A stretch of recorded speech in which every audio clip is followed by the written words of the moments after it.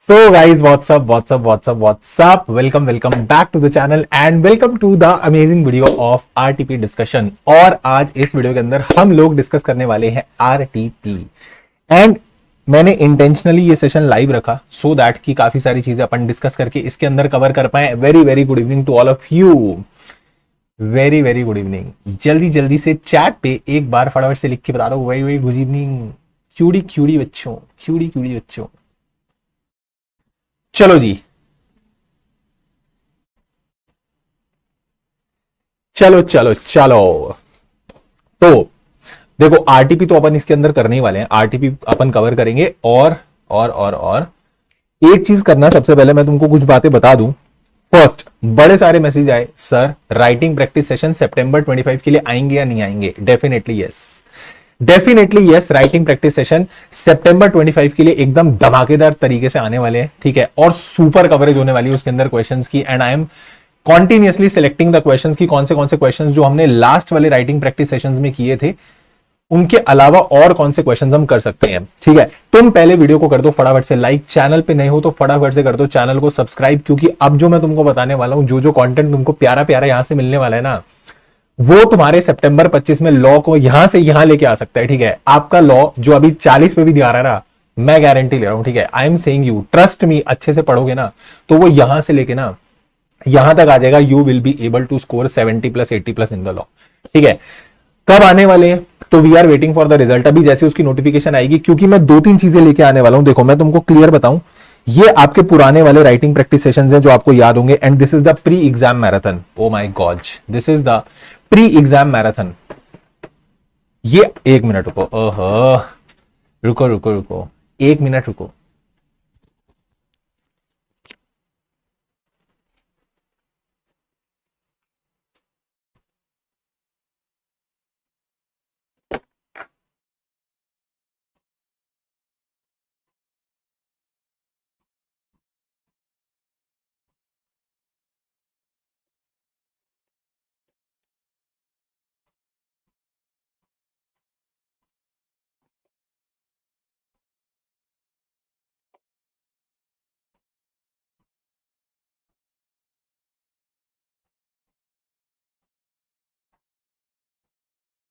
लो जी, ये लो ये आपके प्री एग्जाम मैराथन जो थी, ये अपन ने ली थी कब? ये अपन ने ली थी फॉर May 25, ठीक है। इससे भी आप हेल्प ले सकते हो। दूसरी चीज अगर मैं आपको बोलूं तो आप ये जो सेशंस देख रहे हो ना, ये देखो, ये राइटिंग प्रैक्टिस सेशन हो गया, प्री एग्जाम मैराथन हो गई, एमसीक्यू वाली वीडियो हो गई जिसमें पूरा केस स्टडी बेस्ड एमसीक्यू आपका डिस्कस हुआ है। ये भी हमने करा था। ये देखो, ये एमसीक्यू वाली वीडियो है, you can go with that also, जिससे एमसीक्यू आपके कवर हो जाएंगे। बट इस बार मैं क्या करने वाला हूं पता है? इस बार ना मैं लाइव रिवीजन लेने वाला हूं। तो आपको अगर रिवीजन वीडियोस देखनी है तो although you can go to the channel, आप चैनल पे जाओगे तो आपको चैनल पे प्लेलिस्ट मिल जाएगी, ये रही, ठीक है। आपको चैनल पे प्लेलिस्ट मिल जाएगी फॉर द रिवीजन वीडियोस और राइटिंग प्रैक्टिस सेशंस भी। But still I want to take the revision videos live, तो मैं आपको लाइव कराने वाला हूं रिवीजन, ठीक है। तो 2 चीजें मैं लाइव लेके आने वाला हूं, एक तो आपकी रिवीजन वीडियोस और दूसरी आपकी राइटिंग प्रैक्टिस सेशंस। और उसके बाद एमटीपी भी अपन लाइव करेंगे, जो अभी एमटीपी 1 एमटीपी 2 आएगा वो भी अपन लाइव करेंगे, तो उसमें भी कोई टेंशन वाली बात आपकी नहीं होगी, ठीक है। That is also to be covered. और बताओ, इसके अलावा और एक चीज और मेरे को बतानी थी कि तुम लोगों के लिए फ्री रिसोर्सेज क्या क्या अवेलेबल है, क्या क्या आप हेल्प ले सकते हो, कहां कहां से आप हेल्प ले सकते हो, ठीक है। एक चीज मैं और प्लान कर रहा हूं, but that is a bit surprise, अभी मैं उसको रिवील नहीं करूंगा, ठीक है। तो we will reveal very soon कि और क्या चीज अपन प्लान कर रहे हैं जो आपकी प्रिपरेशन में और उसको और बेटर कर देंगे, ठीक है। एक चीज मैं और तुमको बता देता हूं, अगर आप टेलीग्राम चैनल पे जाओगे ना, तो ये वाला टेलीग्राम चैनल जो है आप ज्वाइन कर लेना, ठीक है। ये वाला टेलीग्राम चैनल जो है वो आप ज्वाइन कर लेना, और टेलीग्राम चैनल पे आपको मिल जाएंगी सारी रिवीजन वीडियोस की पीडीएफ, यानी जो आप मैराथन नोट्स बोलते हो ना, वो जो हैंड रिटन नोट्स दे दो सर, हैंड रिटन नोट्स दे दो, वो हैंड रिटन नोट्स भी आपको यहां पे मिल जाएंगे, ठीक है। ओके सर, और टेलीग्राम चैनल का लिंक आपको डिस्क्रिप्शन में मिलेगा, तो you can go there also. अगर आप डिस्क्रिप्शन में जाओगे तो you will find the Telegram channel का लिंक, उसमें भी आपको मिल जाएगा, ठीक है, उसमें भी आपको मिल जाएगा। ये आपका टेलीग्राम चैनल है, ये आप पीडीएफ देख रहे होगे तो सारी पीडीएफ आपको दिख रही है, ठीक है। और इसमें टेस्ट भी अपलोडेड है, इसमें राइटिंग प्रैक्टिस की पीडीएफ भी अपलोडेड है, ब्लैंक भी अपलोडेड है, और आंसर लिखे हुए भी अपलोडेड है। अगर मैं आपको दिखाऊं ना, तो ये वाली हमने रिवीजन वीडियोस के साथ साथ ये वाली चीजें हमने कवर की थी, इफ यू रिमेंबर। ये हमारे राइटिंग प्रैक्टिस वाले सेशंस के नोट्स हैं, ये भी मैंने टेलीग्राम में डाले हुए हैं, तो आपको एज इट इज ये सारे आंसर्स लिखे हुए मिलेंगे। ये रे, आप ये फॉलो करना चाहो तो आप ये भी कर सकते हो, और आप खुद से भी साथ साथ लिख सकते हो। ब्लैंक पीडीएफ भी टेलीग्राम के अंदर है, तो दोनों यू विल गेट देयर, ठीक है। आपको दोनों चीज मिल जाएंगी। Clear clear clear. कह रहे अभी अभी रिवील कर दो, सुपर चैट दूंगा। नहीं, जब मैं रिवील करूंगा ना, सुपर चैट की मुझे जरूरत नहीं है, तुम बस शेयर करना चैनल को, ठीक है। सब दोस्तों के साथ शेयर कर देना, दैट इज द सुपर या बेस्टेस्ट चैट फॉर मी, ठीक है। चलो, शादी कब कर रहे हो? बस तुम्हारे लॉ के पेपर के अगले दिन, ठीक है। सुनो अभी मेरी बात सुनो, आरटीपी कवर करेंगे अब अपन, और आरटीपी को अच्छे से कवर करेंगे, ठीक है। सारे कॉन्सेप्ट्स भी बताने वाला हूं, और सारे क्वेश्चंस अपन डिस्कस करेंगे, क्या क्या, एमसीक्यूज भी और डिस्क्रिप्टिव भी। Right right sir. चलो मेरी बात सुनना, क्वेश्चन नंबर 1 पे आते हैं। Same approach you have to follow. आपको पहले एमसीक्यूज के लिए कहां पे जाना है? सीधा एमसीक्यू पे कूद जाना है। पहले केस स्टडी पढ़ने मत बैठना। मैंने बार बार बोला है, कई सारे ऐसे एमसीक्यूज होते हैं जो डायरेक्टली आपके एमसीक्यूज से ही सॉल्व हो जाएंगे, राइट। जो सारे आपके एमसीक्यूज वैसे ही सॉल्व हो जाएंगे, तो आप सीधा सीधा क्वेश्चन पे आओ। और ये मैंने पूरी मार्किंग कर दी है, each and every marking I have done. और ये वाली पीडीएफ भी आपको टेलीग्राम के डिस्क्रिप्शन में मिल जाएगी इफ यू वांट टू, ठीक है। अभी सेशन के बाद मैं अपलोड कर दूंगा। क्वेश्चन नंबर 1 पे आते हैं, मेरे साथ साथ पढ़ना। अब बिल्कुल बकवास से हट जाओ और अब इधर सिर्फ ध्यान दो पढ़ाई पे। Since the default was made good in financial year 2018-19, ठीक है, किसी डिफॉल्ट की बात कर रहा है, आगे पढ़ो। The company consider to issue the new equity share with the differential right. Company ने कोई डिफॉल्ट किया और वो डिफॉल्ट को ठीक किया गया in the year 2018-19। Wow sir. फिर उसके बाद कंपनी क्या चाह रही है? कंपनी चाह रही है हम नए इक्विटी शेयर इशू कर दे डिफरेंशियल वोटिंग राइट वाले। कब? कौन से फाइनेंशियल ईयर में? 1920 में। क्या कंपनी कर सकती है? आई विल से नो, क्योंकि जब आपका कोई डिफॉल्ट चल रहा होता है, सेक्शन नंबर 43 कनेक्ट होगा और उसके साथ रूल नंबर 4 कनेक्ट होगा। ये दोनों क्या बोलते हैं कि भैया अगर आपने कोई भी डिफॉल्ट करा है और वो डिफॉल्ट आपका, या तो एक तो आपने पुराना कोई डिफॉल्ट किया था, या अभी आपका सबसिस्टिंग डिफॉल्ट चल रहा है, ये बात कर रहा है वो वाली कंडीशन की जहां आपने डिफॉल्ट किया था।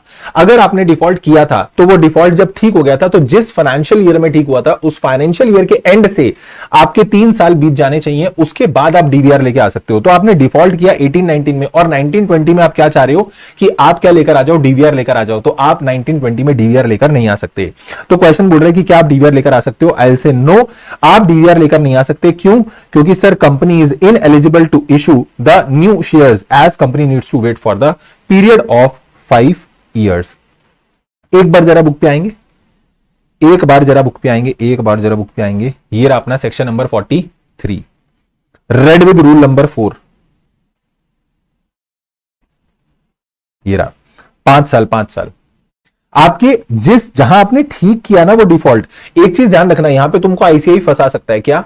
आपने जब ठीक किया वहां से 5 साल नहीं देखते, जिस फाइनेंशियल ईयर में ठीक हुआ उस फाइनेंशियल ईयर के एंड से 5 साल देखते हैं। देखो अभी तक आईसीएआई इतने गंदे लेवल पे नहीं उतरा है कि वो ऐसे डेट में भी तुमको फंसा दे, बट वो फंसा सकता है। वो वहां पर ये वाली गेम खेल सकता है कि जब आपका डिफॉल्ट ठीक हुआ वहां से 5 ईयर देखने होते हैं, या फिर जब आपका डिफॉल्ट ठीक हुआ वो वाले फाइनेंशियल ईयर के एंड से 5 साल देखने होते हैं। Got it? तो जब आपका डिफॉल्ट ठीक हुआ ना, उस फाइनेंशियल ईयर के एंड से 5 years you have to count. Got it? तो आपको यहां पर पॉइंट नंबर लगा देना है डी। ओ, तो इसका आंसर आपका होगा डी। क्वेश्चन नंबर 2 पे चलते हैं। अब इसके लिए आपको थोड़ा केस पढ़ना पड़ेगा, मैंने ऊपर वर्किंग करके रखी है ताकि थोड़ा टाइम सेव हो जाए। According to the provision of the companies act, do you consider the companies action of affecting the transfer of partly paid up shares to mister Bakshi is valid? तो ये कुछ बात करना चाह रहा है transfer of partly paid up share की। मैं तुमको एक बार जरा कॉन्सेप्ट याद करा देता हूं कि कॉन्सेप्ट क्या था पार्टली पेड अप शेयर्स का, तो आपको चीज याद आ जाएगी। पार्टली पेड अप शेयर्स में इफ यू रिमेंबर, तो पार्टली पेड अप शेयर में सर कुछ ऐसा होता था कि अगर मान लो कोई बंदा किसी को partly paid up share transfer करना चाह रहा है, तो पता है कंपनी क्या करती थी? कंपनी पहले भेजती थी उसको एक नोटिस। कंपनी पहले उसको भेज रहा, पार्टली पेड अप शेयर वाला केस ये रहा कि अगर कोई बंदा पार्टली पेड अप शेयर जो वो ट्रांसफर करना चाह रहा है, तो कंपनी पहले उसे भेजेगी नोटिस, और ये बंदा 2 हफ्ते के अंदर अंदर रिप्लाई करेगा कि हाँ हाँ मुझे पता है ये पार्टली पेड अप शेयर है, जो बैलेंस अमाउंट है आई विल पे। क्योंकि कंपनी को ये डर रहता था ना, कहीं पता चले ये बंदा पार्टली पेड अप शेयर खरीद ले और फिर उसके बाद क्या हो कि पता चले इसको बोले हम पैसे दे और ये बोले कौन से पैसे, अब्बा डब्बा जब्बा। तो ऐसा नहीं होना चाहिए, इसीलिए कंपनी इसको क्या भेजती थी? नोटिस भेजती थी। तो यहां पर क्या होगा, यहां पर पता है क्या हुआ केस में? देखो क्या हुआ है, यहां पर ना कोई मिस रोशनी है जिसके पास 1500 पार्टली पेड अप शेयर है और वो चाह रही है कि मैं ये शेयर किसको भेज दूं? मिस्टर बख्शी को। और मिस्टर बख्शी को इसके बारे में कुछ पता ही नहीं है, and he don't know anything about that.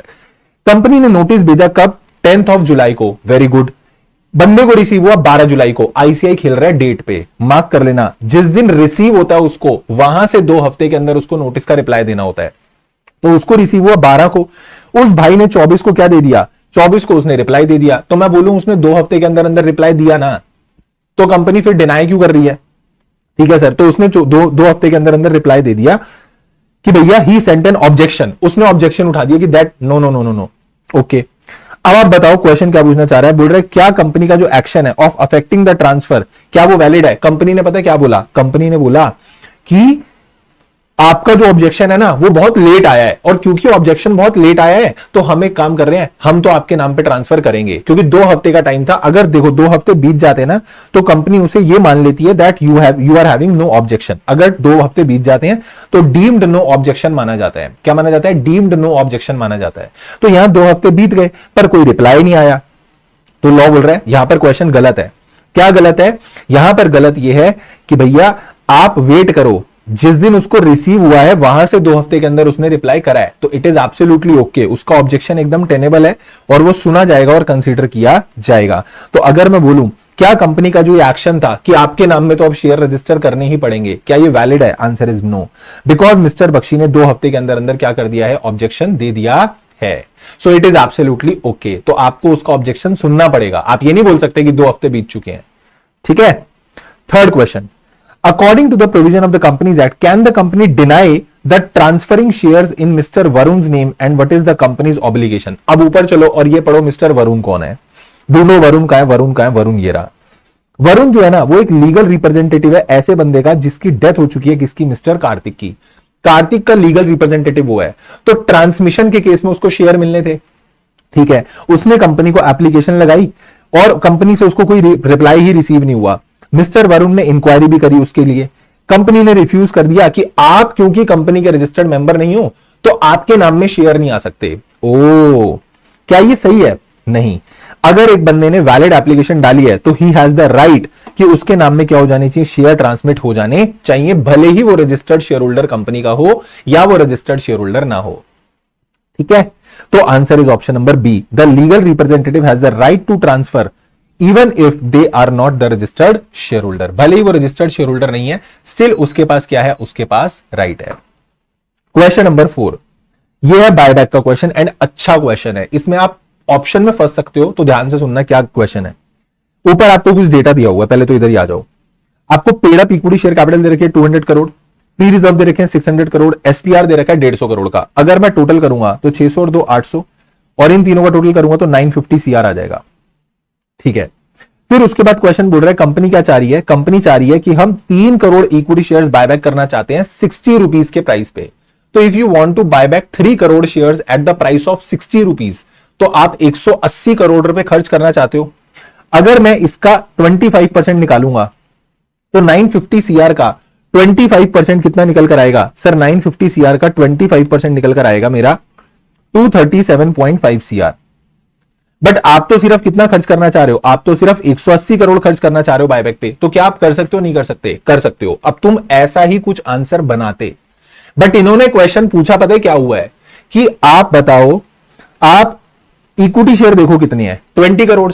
और इक्विटी शेयर के लिए सेक्शन 68 में एक प्रोवाइजो क्या डला हुआ है कि जब आप इक्विटी शेयर का बायबैक करोगे तो इन 1 फाइनेंशियल ईयर इक्विटी शेयर का बायबैक कभी भी 25% से ज्यादा नहीं होगा। तो 20 करोड़ अगर शेयर्स हैं, उसका 25% निकालूंगा तो क्या मैं बोलूं 5 करोड़ शेयर्स निकल कर आएंगे। आप 5 करोड़ शेयर्स का बायबैक कर सकते हो, बट अभी आप बायबैक कर कितने शेयर्स कर रहे हो? You are only going to do the buyback of 3 crore shares. तो आप 3 करोड़ शेयर्स का बायबैक करने वाले हो। तो भैया ये विद इन द लिमिट है, और इन्होंने आंसर दिया ऑप्शन नंबर बी। यहां पर अमाउंट वाली गेम ही नहीं थी, इन्होंने उस प्रोवाइजो को पकड़ा और प्रोवाइजो पे क्वेश्चन पूछा कि क्या ये बायबैक वैलिड है। Yes sir, absolutely the buyback is valid because the shares are within the limit. Equity shares आप 25% of the total paid up equity capital buyback कर सकते हो। तो आप 5 करोड़ शेयर बायबैक कर सकते हो, और आपने बायबैक करे कितनी है? 3 करोड़ शेयर्स। तो इट इज एब्सोल्युटली ओके। फिर मैंने अगला एमसीक्यू पढ़ा तो मुझे लगा कुछ तो लोचा है रे देवा। अब ये क्या लोचा है पता है? ये लोचा है डेट का। या तो यहां पे कुछ गड़बड़ हो गई है, this is just a typo error, ठीक है, कुछ क्लरिकल एरर हुआ है और गलती से आईसीआई ने यहां पे कुछ मंथ गलत कर दिया है, जिसकी वजह से पेपर में तुम्हें कंफ्यूजन हो सकती है। अगर सेम क्वेश्चन कॉपी हुआ और पेपर में आया होता तो भाई बेड़ा गर्क हो जाता, बच्चे का माइंडसेट गया पानी में छपक, ठीक है। और सुनो हुआ क्या है, कंपनी ने बायबैक करा 15 सितंबर 2024, ठीक है, ये वाला बायबैक। कंपनी ने ना एक पहले भी बायबैक किया था अगस्त 2023 में, यानी कंपनी ने लास्ट ईयर अगस्त में बायबैक किया था, और अभी कंपनी बायबैक कर रही है सितंबर में, ठीक है। अच्छा, the new buyback is plan for October. अब यहां तो क्या हुआ है, बीआर पास हुआ है 15 सितंबर को। जो अभी वाला बायबैक होना है वो कब होना है? अक्टूबर 24 में। तो पिछला बायबैक हुआ था अगस्त 23 में, और अब वाला बायबैक हो रहा है अक्टूबर 24 में। तो 2 बायबैक्स के बीच में 1 साल का गैप होना चाहिए, वो है पर नीचे क्वेश्चन में इन्होंने गड़बड़ कर दी। इन्होंने पता है क्या करा क्वेश्चन में यहां लिख दिया कि जो बायबैक पहले अगस्त 23 में हुआ था, अब कंपनी दूसरा बायबैक करना चाह रही है मई 24 में। तो क्या कंपनी कर सकती है? क्या कंपनी कर सकती है? इन्होंने आंसर दिया है ए। आंसर ए होगा yes, company can do so, क्योंकि 2 बायबैक के बीच में 1 साल से ज्यादा का गैप होना चाहिए। पर ये डेट गलत हो गई है, मेरे हिसाब से यहां पर अक्टूबर 24 लिखते तो 2 बायबैक के बीच में 1 साल से ज्यादा का गैप आ जाएगा, तब ये वाला क्वेश्चन ठीक होगा। तो यहां पर ये क्वेश्चन ठीक है, आंसर भी ठीक है मैं बोलूंगा, बट यहां पर थोड़ा सा कुछ लोचा हुआ है। तो वो let's wait for the clarification की क्या आती है, ठीक है। फिर उसके बाद एक और क्वेश्चन बायबैक का, और उसमें भी छुटपुट सी गलती है। सुनना क्या, कंपनी ने ना बायबैक किया, और बायबैक करने के बाद जो रेशियो थी वो डेट इक्विटी की हो गई 2:1। मुझे बताओ मैक्सिमम डेट इक्विटी रेशियो कितनी जा सकती है? एक बार चैट पे जल्दी से बताओ, maximum debt equity ratio buyback की वजह से कितनी जा सकती है? सेक्शन 68 डेट इक्विटी रेशियो के लिए कितनी रेशियो अलाउ करता है आपको? सर 2:1। 2:1 से ज्यादा आपकी डेट इक्विटी नहीं जानी चाहिए। अगर जा रही है तो your buyback will be invalid. Your buyback will be invalid unless अगर सीजी किसी पर्टिकुलर कंपनी के लिए हायर रेशियो प्रिस्क्राइब कर देता है, तो एक बात अलग होती है। ये देखो सेक्शन 68 में क्या लिखा हुआ है, देखो सेक्शन 68 स्टेट्स दैट कि भैया अगर सीजी किसी के लिए हायर रेशियो प्रिस्क्राइब, सीजी में प्रिस्क्राइब हायर रेशियो, क्या लिखा है? Higher ratio. अगर सीजी किसी के लिए हायर रेशियो प्रिस्क्राइब कर देता है तो एक कहानी अलग होती है। जैसे मैंने अपनी क्लास में बता भी रखा है, वो एविएशन कंपनीज वगैरह के लिए रहता है। तो हायर रेशियो प्रिस्क्राइब करना एक अलग बात है। इंस्टीट्यूट ने यहां पर पता नहीं कहां से लिख दिया लोअर, ठीक है, तो मुझे नहीं पता ये सब क्या देखना पड़ रहा है मुझे, आई डोंट नो, बट इसमें भी थोड़ा बहुत मेरे को लग रहा है कुछ गड़बड़ हुई है जल्दबाजी में। यहां हायर आएगा, ठीक है। सो बायबैक इज इनवैलिड, क्यों? क्योंकि आपका डेट इक्विटी 2:1 से एक्सीड कर गया, एंड अनलेस अगर मान लो सीजी ने ही तुम्हें बोला होता कि तुम्हारे लिए रेशियो 4:1 है, तुम्हारे लिए रेशियो 5:1 है, तुम्हारे लिए रेशियो 6:1 है, तो मैं एक कहानी अलग देखता। फिर आओ क्वेश्चन नंबर 7 पे। ये अच्छा क्वेश्चन है, अब इसके आगे कोई गड़बड़ घोटाला नहीं है, और इसके बाद डिस्क्रिप्टिव में जो इन्होंने कुछ क्वेश्चंस में बम्ब मारे हैं जहां तुम फंसोगे एग्जाम में, अच्छे क्वेश्चंस हैं, सुनना। सम्यक सॉल्यूशंस लिमिटेड की कंपनी की एजीएम हुई, कब हुई? 20 सितंबर को। हाउएवर कोरम नहीं आया, और कोरम नहीं आने की वजह से आपको पता है कि मीटिंग क्या हो जाएगी? एडजर्न हो गई। तो meeting adjourn to the same time same day next week में एडजर्न हो गई, ठीक है, ठीक है सर। 27 सितंबर को मीटिंग हुई। आपको बताना है एनुअल रिटर्न कितने दिन के अंदर फाइल हो जाएगी? सर हमको पता है सेक्शन 92 बोलता है कि एनुअल रिटर्न 60 डेज के अंदर अंदर फाइल होगी एजीएम होने के। तो इफ एजीएम इज हेल्ड, तो बेटा हेल्ड वाली डेट से देखते हैं, और लास्ट एजीएम आपकी कब हुई है? 27 सितंबर। तो 27 सितंबर से 60 डेज के अंदर you have to file the annual return. अगर सर एजीएम हुई ही ना होती, अगर एजीएम आपकी हुई ही ना होती ना बाबू, तो फिर पता आपको क्या करना पड़ता? फिर आपको उस दिन से, जिस दिन आपकी एजीएम हो जानी चाहिए थी, उस दिन से 60 डेज के अंदर अंदर आपको क्या करना पड़ता? आपको एनुअल रिटर्न फाइल करनी पड़ती। ये देखो, उस दिन से 60 डेज, अगर आपकी एजीएम हुई है then you have to file the annual return within 60 days of the AGM. और अगर आपकी एजीएम नहीं हुई होती तो फिर आपको 60 डेज वहां से काउंट करने होते हैं, द लास्ट ड्यू डेट जब तक आपकी एजीएम हो जानी चाहिए थी। ठीक है? ठीक है सर, ठीक है सर, इजी है ये तो। हाँ सर, अगला क्वेश्चन पढ़ना।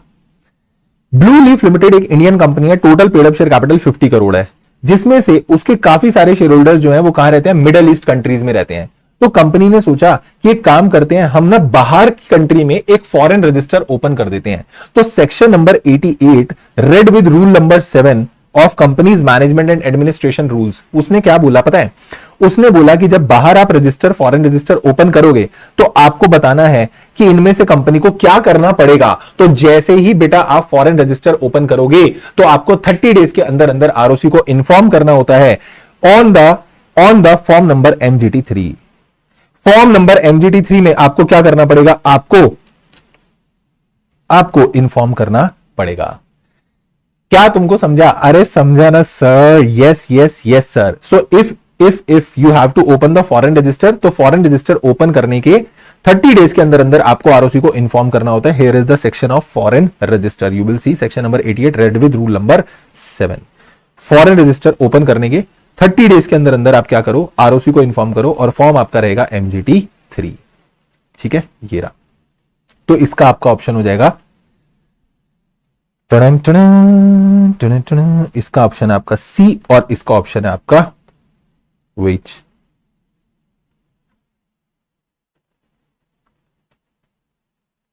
सी, file the registrar of company a notice of the situation of Kuwait office within 30 days from November 1 with the prescribe fee. साथ में फीस के साथ आपको फाइल करना पड़ेगा। ठीक है, ठीक है सर। फिर उसके बाद अगला क्वेश्चन, ये बिल्कुल लल्लू क्वेश्चन है, बिल्कुल कोई जान नहीं है एमसीक्यू के अंदर, फालतू का एमसीक्यू है। ठीक है, हुआ क्या? मिस स्मृति है, इंडियन नेशनल है, उसने 41 लाख जीते एक लॉटरी के अंदर। अब वो चाह रही है कि उसका इक्विवेलेंट अमाउंट जो है वो $50,000 है और वो इंडिया के बाहर लेके जाना चाहती है। क्या वो लेके जा सकती है? नो, प्रोहिबिटेड होता है भैया, प्रोहिबिटेड है। आप ये पैसा बाहर लेके नहीं जा सकते।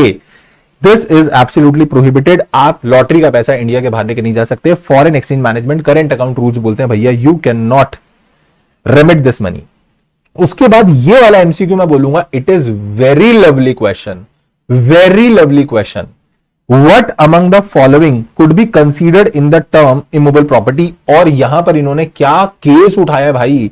केस लॉ हुआ है एक, Anand Behera versus state of Odisha. और इस केस लॉ में यह चीज डिसाइड हुई थी कि right to catch fish is a immovable property. ये वाला केस लॉ जो हुआ है ना, ये बहुत बच्चे छोड़ के चले जाते हैं क्योंकि इंस्टीट्यूट के मॉड्यूल में एक इलस्ट्रेशन में ये दिया हुआ है एग्जांपल में, तो ये पढ़ना ये बहुत इंपॉर्टेंट है। ठीक है, ये बहुत इंपॉर्टेंट है। तो सर क्या क्या इमोबल प्रॉपर्टी माना जाएगा? तो answer is option number B. अगर आप देखोगे, right to drain water is not immovable property. अगर आपको हेल्प लेनी है ना, तो आप, मैं बोल रहा हूं टेलीग्राम में जाना और मेरे वाले इंटरप्रिटेशन ऑफ स्टैट्यूट्स के नोट्स निकाल लेना। ठीक है, उसमें बहुत अच्छे तरीके से लिखा हुआ है सारी चीज, तो यू विल गेट देयर। ये देखो पूरा ऐसे लिखा हुआ है अच्छे से। Right to catch fish is a movable property और immovable property, Anand Behera versus state of Odisha का केस लॉ हुआ था। और फिर उसके बाद पूरा एक्सप्लेन, और मैंने सारे पॉइंट लिखे हुए, right to catch fish is immovable, but उसके बाद ट्रीज जो होंगे वो इमूवेबल होंगे एंड ऑल दैट। ये सारी चीजें देखो। Right to drain of water is not immovable property, it is movable property. Drainage of water movable है, तो इन्होंने यहां पर यही आंसर उठाया हुआ है। ये मैं बोलूंगा ये अच्छा क्वेश्चन बनाया है आईसीआई ने। ऐसे क्वेश्चंस हम एक्सपेक्ट करते हैं आईसीआई से कि भैया ऐसे क्वेश्चन बैंड बजाने के लिए आपके पेपर में आ सकते हैं। ठीक है, तो यहां अपना होता है एमसीक्यू वाला पार्ट खत्म। अब चलते हैं डिस्क्रिप्टिव क्वेश्चंस के ऊपर। डिस्क्रिप्टिव में भी ज्यादा टाइम लगेगा नहीं क्योंकि काफी क्वेश्चंस इन्होंने रिपीट मारे हुए हैं और ऑलरेडी हमने डिस्कस किए हुए हैं। ठीक है, ठीक है सर। इमूवेबल तो ओए हाँ, सॉरी, जीसीए के अंदर है, वो इंटरप्रिटेशन वाले के अंदर नहीं है। सॉरी, जीसीए के अंदर है और जीसीए के नोट्स भी डाले हुए हैं, जीसीए की रिवीजन वीडियो भी है, तो उससे देख लेना। सॉरी। ठीक है, क्वेश्चन नंबर 11 डिस्क्रिप्टिव क्वेश्चन। ये आपका डिपॉजिट्स का क्वेश्चन है, पढ़ो। ऑन 30 जून 2023 ये कंपनी ने सिक्योर डिपॉजिट उठाई 160 करोड़ की और इंटरेस्ट इसको देना था 12% का, ठीक है। वाओ, कंपनी ने क्या करा, चार्ज क्रिएट करा और इन एसेट्स पे चार्ज क्रिएट कर दिया। बट हुआ क्या भाई, तुमने गुडविल पे चार्ज कैसे क्रिएट करा, टैंजिबल ट्रेडमार्क पे चार्ज कैसे क्रिएट करा, सिर्फ टैंजिबल एसेट पे चार्ज क्रिएट होता है, आपने इनटैंजिबल पे क्यों क्रिएट किया। और ये रिपीट क्वेश्चन है, यही क्वेश्चन अगर आप देखोगे नवंबर 22 के एग्जाम में आया हुआ है, आरटीपी नवंबर 23 में आया हुआ है, और ये वाला सेम क्वेश्चन हमने अपने राइटिंग प्रैक्टिस सेशन में क्वेश्चन नंबर 5 होगा, पीडीएफ में देखना, वो क्वेश्चन पूरा इसका आंसर लिख के करा था कि how you have to present the answer of this question. तो यहां आपने ये थोड़ी गड़बड़ की हुई है, ये दोनों चीजें आपकी कंसीडर नहीं होनी चाहिए। तो अगर आप यहां पे आंसर देखोगे तो you will see answer is ये रहा कि आप देखो total asset of the total value of the security आपने 110 प्लस 30 प्लस 20, आप उसको कंसीडर नहीं करोगे ट्रेडमार्क और गुडविल को, जबकि आपने डिपॉजिट उठाई है 160 करोड़ की, 3 साल के लिए उठाई है, 12% अगर आपका इंटरेस्ट बैठेगा तो 160 करोड़ का 12% इंटरेस्ट 160 करोड़ इंटू 12%, और वो भी 3 साल का इंटरेस्ट निकाल लो, तो वो amount plus total amount of deposit ये मिला लो, that will be your 217.6 CR। क्योंकि डिपॉजिट्स के रूल्स में लिखा हुआ है जब आप डिपॉजिट्स उठाते हो और उसके लिए चार्ज क्रिएट करते हो तो वो चार्ज जो होता है ना, वो अमाउंट आपका वैल्यू ऑफ डिपॉजिट्स को भी कवर करना चाहिए और इंटरेस्ट अमाउंट को भी कवर करना चाहिए। तो आपने 160 करोड़ की तो डिपॉजिट उठाई और प्लस आपका इंटरेस्ट बैठ रहा है 3 साल का, वो आपका बैठ रहा है 57.6 CR, तो टोटल मिला के आपका हो गया 217.6 CR। तो ये टोटल अमाउंट जो है आपका सफिशिएंट नहीं है, आपने चार्ज क्रिएट किया है 160 का और आपने डिपॉजिट का जो अमाउंट देना है inclusive of interest that is 217 CR, तो your charge is not tenable, आपने चार्ज इनवैलिड तरीके से क्या किया हुआ है, क्रिएट किया हुआ है। Is it clear to you. तो ये क्वेश्चन रिपीट क्वेश्चन है, there is no new question और अच्छा क्वेश्चन है, तो might be repeated again in the examination, ठीक है। फिर मैं आया क्वेश्चन नंबर 12 पे, again a repeat question, same question May 25 के एग्जाम में आया था, but a very lovely topic is covered in this question and I love this point कि आईसीआई ऐसे क्वेश्चन पूछ रहे हैं और जहां पर बच्चे गलती करेंगे, तो ये क्वेश्चन को अच्छे से समझना। कंपनी ने क्या कराई, कंपनी ने कराई एक एजीएम, ठीक है, ठीक है सर, कंपनी की पेड अप शेयर कैपिटल इतनी है, इतने शेयर होल्डर हैं, 3500 शेयर होल्डर्स हैं, तो क्या मैं बोलूं इसके शेयर होल्डर्स 1000 से ज्यादा हैं बट 5000 से नीचे हैं, तो इसके लिए कोरम क्या हो जाएगा, 15 members personally present. Public company है, फतेह लिमिटेड है, तो पब्लिक कंपनी के लिए कोरम क्या होता है कि कोरम आपको देखना पड़ेगा पब्लिक कंपनी के लिए, अगर आपकी कंपनी में मेंबर्स 1000 तक हैं तो 5 मेंबर पर्सनली प्रेजेंट, 1000 से ज्यादा है 5000 तक है तो 15 मेंबर पर्सनली प्रेजेंट, और 5000 से भी ज्यादा है तो 30 मेंबर्स पर्सनली प्रेजेंट, राइट। तो इसके लिए 15 मेंबर का कोरम था, बहुत बढ़िया सर। अगर इसके लिए 15 मेंबर का कोरम था तो हुआ क्या, मीटिंग रखी गई 10 मई को सुबह 11 बजे, ठीक है, और हुआ क्या, कंपनी की जब मीटिंग थी ना, on the schedule date quorum जो था वो नहीं आया और इसकी वजह से मीटिंग को एडजर्न कर दिया गया। 1 मिनट, 10 मई को नोटिस गया है, मीटिंग रखी है 13 जून को, 13 जून को मीटिंग रखी गई, मीटिंग में कोरम नहीं था, कोरम ना होने की वजह से मीटिंग एडजर्न हो गई, ये तो हमको पता है कि मीटिंग एडजर्न हो गई। अब जो क्या हुआ, एडजर्न मीटिंग में कुछ ऐसी सिचुएशन हुई, आपको बताना है क्या वैलिड है क्या इनवैलिड है।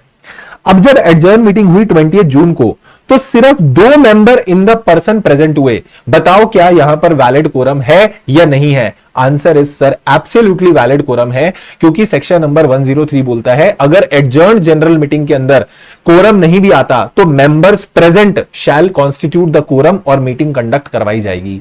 तो ऑल्दो वैसे तो 15 बंदे होने चाहिए थे, बट 15 छोड़ो, मेंबर्स प्रेजेंट, 2 मेंबर आए हैं ना, इट इज वैलिड, कोरम आ गया। बट पता है यहां अगला क्वेश्चन जो है ना, ये काफी है तुम लोगों को दोबारा अटेम्प्ट लगवाने के लिए, क्योंकि एक क्वेश्चन गलत 5-6 नंबर नीचे और 5-6 नंबर की अहमियत बहुत होती है, ठीक है। अब मेरी बात सुनना, assume that on 13th June 16 members in person were present but due to disorderly conduct by a few shareholder during the proceeding the chairman exercised his discretion and adjourn the meeting to 20th June. मान लो ऐसा होता कि जब पहली वाली meeting हुई थी ना, उस दिन पूरा कोरम आया था, उस दिन 16 बंदे आए थे, बट मान लो मीटिंग चलते चलते में कुछ ऐसी गड़बड़ हो गई कि अब कुछ संभल ही नहीं पा रहा था और चेयरमैन ने डिसाइड करा कि मीटिंग को एडजर्न कर देते हैं, क्योंकि लोग काबू में नहीं आ रहे थे, लोगों ने आतंक मचा दिया उधर बैठ के, और हम मीटिंग को क्या करते हैं, एडजर्न कर देते हैं। अगर हम मीटिंग को एडजर्न कर देते हैं, अगर हम मीटिंग को एडजर्न कर देते हैं और अब एडजर्न्ड मीटिंग होगी, तो मुझे बताओ एडजर्न्ड मीटिंग में अगर 2 बंदे आ गए तो वो वैलिड कोरम होगा या नहीं होगा। मैं आप सबसे पूछता हूं आंसर इसका, whosoever is watching this class live you have to answer, and I take the name of that person जिसने करेक्ट आंसर दिया। क्या इसका कोरम वैलिड होगा? मान लो जिस दिन ओरिजिनल मीटिंग थी उसमें 16 people were there, meeting start हुई, कोरम सब कुछ था, बट वो सब गंदबाजी की वजह से क्या हो गया, मीटिंग एडजर्न हो गई। और जब एडजर्न मीटिंग हुई अब उसमें 2 ही बंदे आए, उसमें 2 ही लोग पर्सनली प्रेजेंट हैं, whether it is a valid quorum और नॉट। हां जी, is it a valid quorum और not? Answer is no sir, it is not a valid quorum बाबू। पता है क्यों? ये जो तुम पढ़ते हो ना कि members present shall be the quorum, वो तब होता है जब पहले वाली मीटिंग में कोरम ना होने की वजह से मीटिंग एडजर्न होती है, तो फिर एडजर्न मीटिंग के अंदर जितने भी मेंबर आएंगे वो कोरम बनता है। ये मैंने अपनी रेगुलर क्लास के अंदर बताया हुआ है ये वाला point, and I was expecting कि ये क्वेश्चन आईसीआई पूछे, ठीक है। And I always tell this point कि भैया जब आपने ओरिजिनल मीटिंग कराई उसमें बंदे आए थे, उसमें कोरम था, अब उसके बाद मीटिंग एडजर्न हो गई, तो अगर कोरम था और फिर किसी और वजह से मीटिंग एडजर्न हो गई, अगर किसी ने, जो मेरी रेगुलर क्लास देख रहा है ना, जो मेरी रेगुलर क्लास देख रहा है तो पता रहेगा मैंने एग्जांपल दिया था हार्ट अटैक वाला, कि मान लो चेयरपर्सन को हार्ट अटैक आ गया, फिर मीटिंग एडजर्न हो गई, तो अब एडजर्न मीटिंग में क्या जितने भी मेंबर आएंगे वो कोरम हो जाएगा? नहीं, आपको एक्चुअल कोरम बनाना पड़ेगा। सर फिर वो लॉ के अंदर क्या लिखा हुआ है कि members present shall be the quorum? वो तब देखा जाता है अगर मीटिंग एडजर्न हुई है due to the lack of quorum. अगर ओरिजिनल मीटिंग एडजर्न होने की वजह कोरम का ना आना था, तो फिर जो एडजर्न मीटिंग है उसके अंदर members present shall be the quorum, समझे? और अगर किसी और वजह से मीटिंग एडजर्न होती है तो एडजर्न मीटिंग में तुम्हें बिल्कुल proper as per the law वो 5, 15, 30 वो कोरम कॉन्स्टिट्यूट करना पड़ेगा, अदरवाइज मीटिंग वैलिड नहीं होगी। और यही इस क्वेश्चन में हुआ कि पहली वाली मीटिंग में तो कोरम था, बट 20 जून को क्या हुआ, only 3 member were present in the person. क्या ये कोरम वैलिड है? No, this quorum is not valid. 5 marks का था, this quorum is not valid. ओ ये देखो 13th क्वेश्चन देखो, wait 12th, the meeting held on 13 June had 16 member present, quorum present था, however the meeting was adjourn due to unruly behaviour of some members and not for the want of quorum. Not for the want of quorum, quorum की वजह से meeting adjourn नहीं हुई थी, किसी और वजह से हुई थी, तो इन दैट केस आपको पूरा कोरम बिठाना पड़ेगा। ये 3 मेंबर जो हैं ये कोरम नहीं होंगे, आपकी मीटिंग फिर दोबारा क्या हो जाएगी, एडजर्न हो जाएगी, आपकी मीटिंग फिर दोबारा एडजर्न हो जाएगी। अब ये वाली जो मीटिंग एडजर्न हुई है that is because of the lack of quorum, तो अगली वाली के अंदर फिर मेंबर्स प्रेजेंट, समझे? नालायक कह रहे वैलिड होगा, सॉरी बोलो गंदे बच्चे। फिर इसके बाद आओ क्वेश्चन नंबर 13 के अंदर, नया क्वेश्चन है बट मैनेजेबल है, क्योंकि इन्होंने रूल 3 के ऊपर क्वेश्चन बनाया हुआ है ऑफ द डिविडेंड। रूल 3 के ऊपर क्वेश्चन बनाया हुआ ऑफ द डिविडेंड, और ये क्वेश्चन बहुत बार बना हुआ है, तो थोड़ी सी वैल्यूज चेंज करके और थोड़ा सा एक फ्लेवर डाला इन्होंने आईसीआई ने इसके अंदर। मैं बताता हूं क्या। कंपनी के पास करंट ईयर का प्रॉफिट है 16 लाख रुपए का, वाओ। उसके बाद कंपनी के पास एक्यूमुलेटेड प्रॉफिट्स हैं, फ्री रिजर्व्स पड़े हैं 170 लाख के, बहुत बढ़िया। कंपनी की पेड अप शेयर कैपिटल है 680 लाख की, बहुत ही अच्छे। कंपनी प्रपोज डिविडेंड लाना चाह रही है 50 लाख का, आप बताओ एज पर रूल 3 ला सकती है नहीं ला सकती? तो पहले तो मैं 4 कंडीशन याद करा देता हूं तुमको अगर 4 कंडीशन याद आ रही हो तो वो 4 कंडीशन ये होती थी कि सर आपने पिछले 3 साल में जो डिविडेंड बांटा है, आपका इस बार का डिविडेंड का रेट उन 3 साल के डिविडेंड के एवरेज से ज्यादा नहीं होना चाहिए। दूसरा, paid up share capital plus free reserve का मिला के उसके 10% तक आप विड्रॉ कर सकते हो, उससे ज्यादा आप विड्रॉ नहीं कर सकते, this is the maximum withdrawal. फिर जब आप पैसा निकालोगे तो पहले आपको उसको यूज करना पड़ेगा, अगर कोई लॉस है तो उसे सेट ऑफ करो, और उसके बाद ये भी इंश्योर करना, 4th कंडीशन, कि आपके रिजर्व्स में कितना पैसा बचना चाहिए, पेड अप शेयर कैपिटल का 15%। ठीक है सर, चारों कंडीशन याद आ गई। क्योंकि यहां पर कंपनी ने क्या करा है, पहली बार इतना बड़ा डिविडेंड अनाउंस करा है, देखो लिखा भी है कि पिछले 8 सालों में पहली बार हो रहा है, तो ऐसा पहली बार हुआ है पिछले 7-8 सालों में, ठीक है, ये पहली बार ऐसा हो रहा है कि इतना बड़ा डिविडेंड आ रहा है, तो वो 3 साल वाली कंडीशन तो वैसे ही हट गई।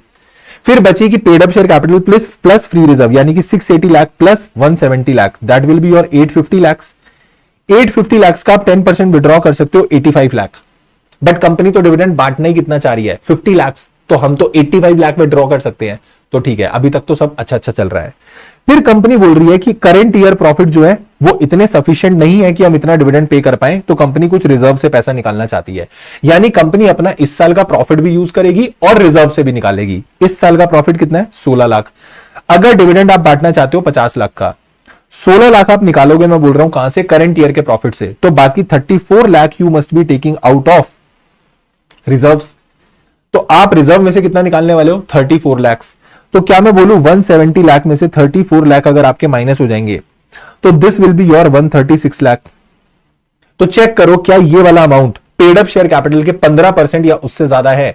तो अगर मैं पेड अप शेयर कैपिटल देखूं 680 लाख, तो 680 लाख का 15% विल बी 102 लाख।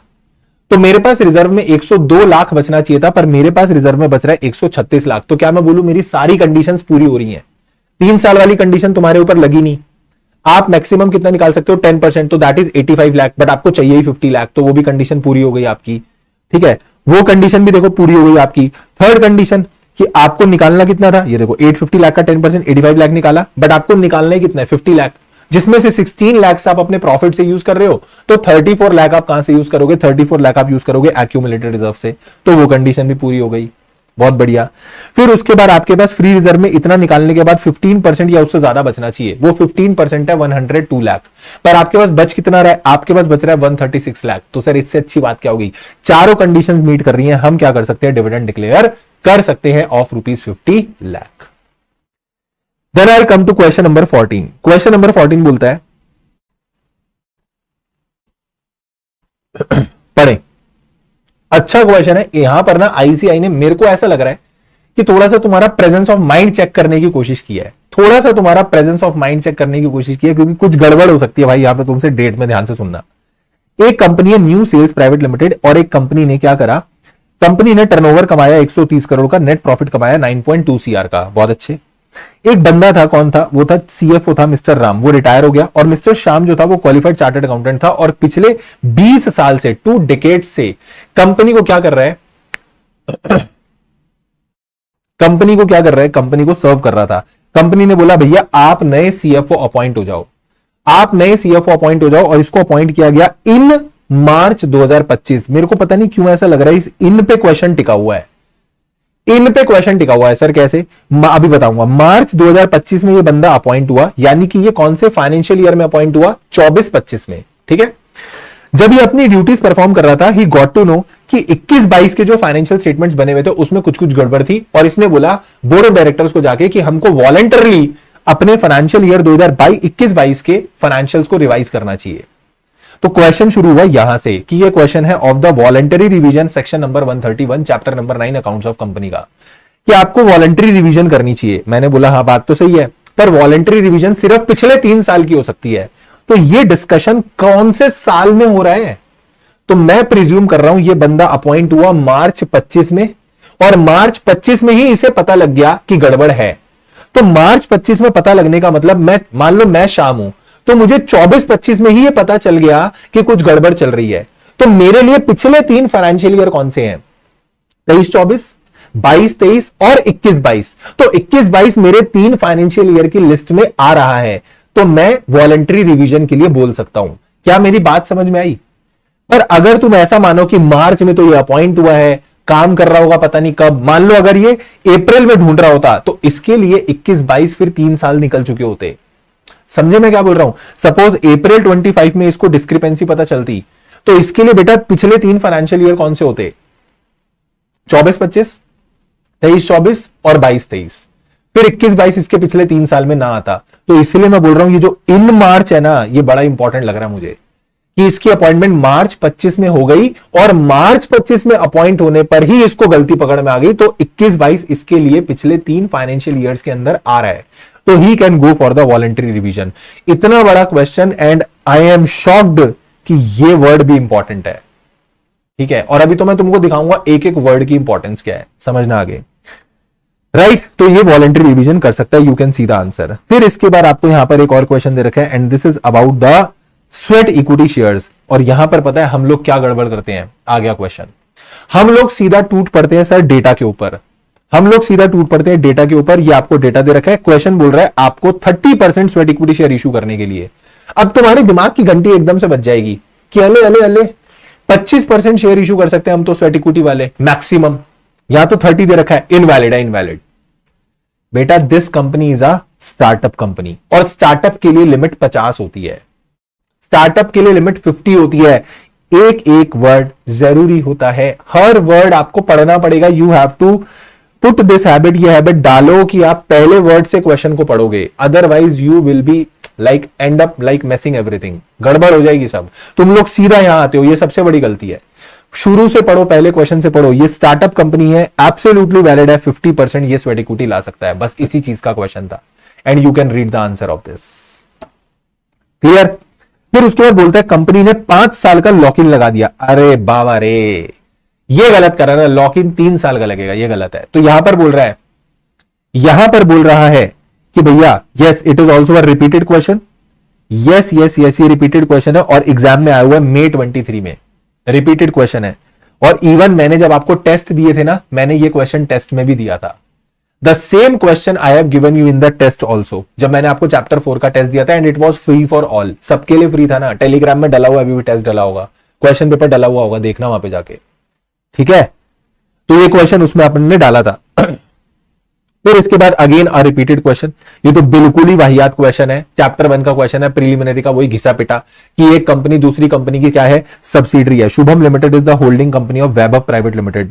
अब ये जो वैभव प्राइवेट लिमिटेड है, इसकी फाइनेंशियल स्टेटमेंट बोल रही है टर्नओवर इतना है, पेड अप शेयर कैपिटल इतनी है, कंपनी चाह रही है स्मॉल कंपनी बनना। अरे नहीं बन सकते तुम यार, क्योंकि तुम क्या हो, सब्सिडरी हो। As per section 2 clause 85, if a company is a holding company और subsidiary company, then that company can not be a small company even if you fulfil the criteria. भले ही आप क्राइटेरिया फुलफिल करोगे तो भी आप नहीं बन सकते। तो ये क्वेश्चन बतेरी बार रिपीट हो चुका है। राइटिंग प्रैक्टिस के सेशन के क्वेश्चन नंबर 5 में हमने किया भी था। अगर आपको देखना है कैसे प्रेजेंट करना है तो आप उधर देख सकते हो। जो नए क्वेश्चन आ रहे हैं डेफिनेटली कमिंग सेशंस के अंदर, राइटिंग प्रैक्टिस वाले के अंदर मैं लिखवा के कराऊंगा उनको कि कैसे करना है उनको, ठीक है।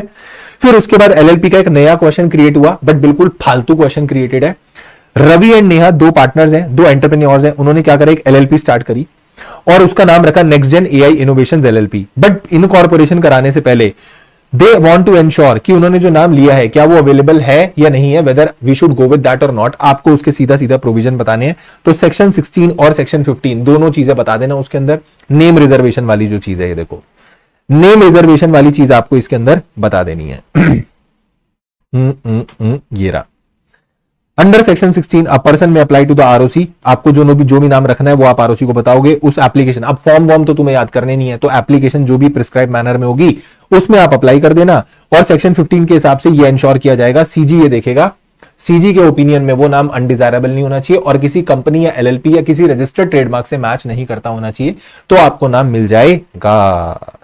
ओ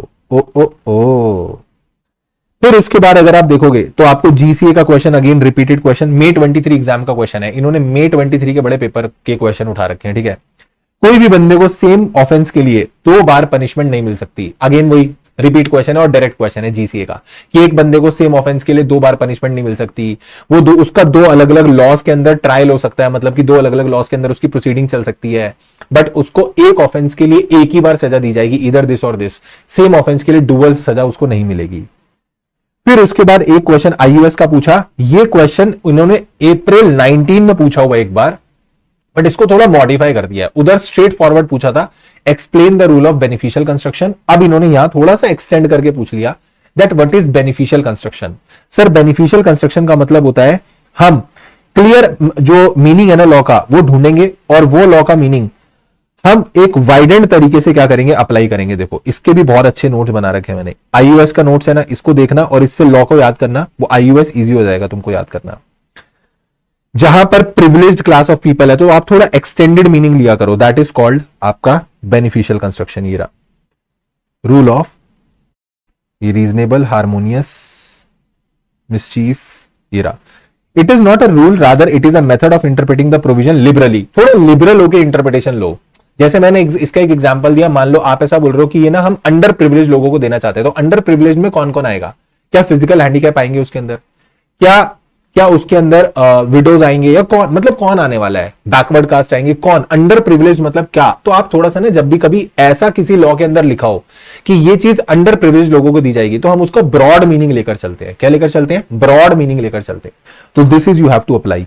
फिर इन्होंने पार्ट 2 इसी चीज का बना के पूछ लिया कि बताओ कौन से केसेस में इसको अप्लाई किया जाएगा। तो ये जो मैंने पैराग्राफ 2 लिखा हुआ है ना, यही आंसर मैं बोल रहा हूं ना भाई, तुम विश्वास करो, एज इट इज ये आंसर लिख के आओ, ना नंबर आए मुझे बोलना, यही एज इट इज लिखना है। This rule of beneficial construction is applied to a law which contain provide for improving the condition of certain class who are under privilege. ऐसे ही लैंग्वेज लिखो सेम एकदम, यही वाली, ठीक है। Okay sir. और उसके बाद अगेन ये फिर रिपीटेड क्वेश्चन है, राइटिंग प्रैक्टिस सेशन के क्वेश्चन नंबर 6 में हमने इसको कवर किया हुआ है। और ये क्वेश्चन में क्या था, और ये एग्जाम क्वेश्चन भी है, सितंबर 24 में आया हुआ है। इसमें हुआ क्या था, उस क्वेश्चन में मिस रोज थी, इन्होंने नाम चेंज करके कर दिया miss Pearl. Wow. Indian citizen थी, इनकी जॉब लगी यूएस में और 15 साल वहां रही। जब ये वहां पर रही, इन्होंने वहां पर एक घर खरीद लिया। फिर उसके बाद इनके कुछ पर्सनल रीजंस आ गए, ये वापस इंडिया मूव बैक कर गई और इंडिया में कंपनी ज्वाइन कर ली। तो अब जैसे इंडिया में कंपनी ज्वाइन करी तो एम्प्लॉयमेंट पर्पस से आई, इंडिया में आई तो जैसे आई पीआरआई बन गई। Wow. As she move back to India she let her house in the USA. जो इनका यूएसए में हाउस था वो इन्होंने भाड़े पे दे दिया। अब वहां से इनको रेंट आता है।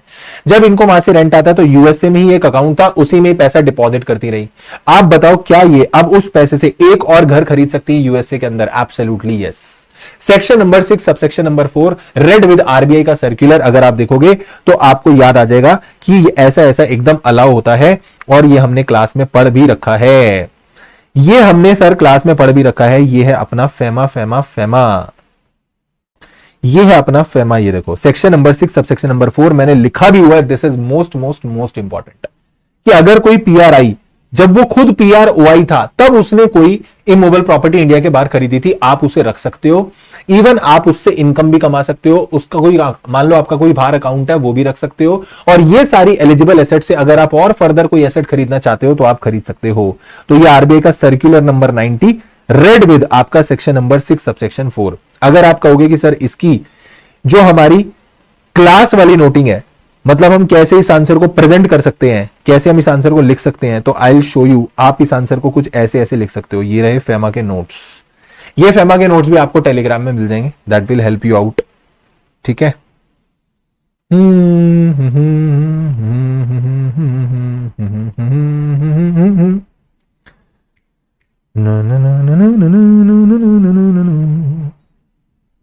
कहां है भाई? 6 सबसेक्शन 4 6 सबसेक्शन 4 ये रहा। ये देखो पीआरआई क्या कर सकता है, होल्ड ऑन ट्रांसफर इन्वेस्ट कर सकता है कोई भी फॉरेन सिक्योरिटी करेंसी वगैरह पे। और फिर आरबीआई का वही सर्कुलर लिखा हुआ है, ये आप रेफर कर सकते हो। सेम ऐसा आंसर लिख के आना है। या फिर अगर आपको बेटर प्रेजेंटेशन देखनी आंसर की तो राइटिंग प्रैक्टिस वाले सेशन में जाके question number 6 you can watch, ठीक है। और यहां हो जाती है हमारी आरटीपी जो है वो खत्म। तो अप्रॉक्स मेरे ख्याल से 45 मिनट्स के अंदर we have covered the entire RTP with each and every detail discussion on the topic and concept as well, right. अगर तुम लोगों को सब कुछ समझ में आ गया तो जल्दी से लिख दो चैट में डन डन डन। एकदम बढ़िया तरीके से आरटीपी अपनी होगी कवर। अगर अगर अगर अगर तुमको ये वीडियो यूजफुल लगी हो तो भैया तुमको कर देनी है लाइक और दोस्तों के साथ मार देना है शेयर। एंड डू कमेंट, और कमेंट में लिख के जाना जो भी चीज तुम एक्सपेक्ट, मतलब ऐसा एक्सपेक्टेशन रख रहे हो कि भैया हमको ये करा दो ना प्लीज, तो मेरे को वो तुम कमेंट में बता देना। I will definitely consider it and उसके बाद मैं उसको करवा लूंगा तुमको साथ में लाइव में लेके, ठीक है। तो तुमको टेंशन नहीं लेनी, ठीक है। अभी अपन तैयारी शुरू कर चुके हैं, आज से एकदम शुभारंभ हो चुका है। अब मैं डनाडन तुमको बार बार लाइव मिलता रहूंगा और जितना जितना कंटेंट है to the best possible extent I will provide to you and I will assure कि जितना मेरे से बन पाएगा ना। लास्ट अटेम्प्ट में भी ऐसे ही किया था और इस अटेम्प्ट में भी ऐसे ही करूंगा और अगले अटेम्प्ट में भी ऐसे ही करूंगा। जिस दिन पेपर होगा ना तो 2 बजे एग्जाम होता है ना, 1:45 बजे तक भी भाई साथ रहेगा, ठीक है। तो तुमको टेंशन लेने की कोई जरूरत नहीं है। लॉ की सारी टेंशन छोड़ दो मेरे पे, बस टिक जाना इस चैनल पे टाइम टू टाइम अपडेट्स मिलने के लिए। टेलीग्राम ज्वाइन रखना ताकि तुमको अपडेट मिलती रहेगी, क्या क्या चल रहा है पता चले, सब कुछ हो जाए और बाद में तुमको पता चले हो मेरे को तो लेट पता चला। So this should not be the case, right? So do like the video, do comment on the video. This is all for today. Thank you so much. Take care. Bye bye. Keep working very very hard. As someone somewhere is waiting for your success. Thank you so much. Take care. Tata. Bye bye.